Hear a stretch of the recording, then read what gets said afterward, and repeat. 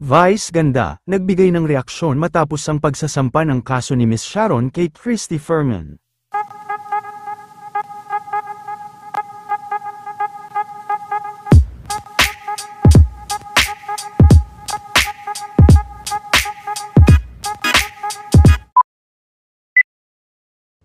Marami nga ang talagang nagulat sa ginawang hakbang ni megastar na si Miss Sharon Cuneta at pagsasampa nito ng kaso laban sa kolumnista na si Miss Christy Fermin.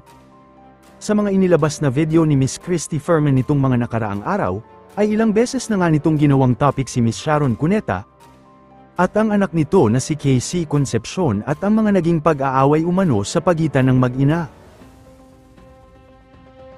Ayon kay Miss Sharon Cuneta ay napakatagal na panahon nitong iningatan ang kanyang pangalan.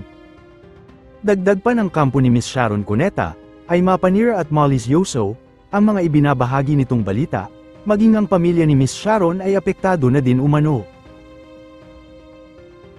Matatandaan din na kamakailan lang ay sinampahan din ito ng kaso ni Miss Bea Alonzo. Samantala, isa pa sa kilalang madalas na ibinabalita ni Miss Christy Fermin, ay ang unkabogable star na si Vice, hindi tuloy napigilan na mag-react ni Vice habang ito ay nasa Showtime kanina.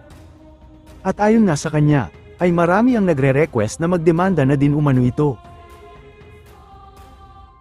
Itong madlang people ang daming mga pinapagawa sa akin, gumawa ng Asoka Challenge, gumawa ng piliin mo ang Pilipinas Challenge, magdemanda na rin. Gumawa ng piliin ang Pilipinas Challenge, magdemanda na rin. Tanong pa ni Vice, ano ba ang gusto niyong pagbigyan ko, gumawa ng challenge o magdemanda? Yung gumawa ay magdemanda. A, B, or C? Sang-ayon ka din ba na magdemanda na din si Vice?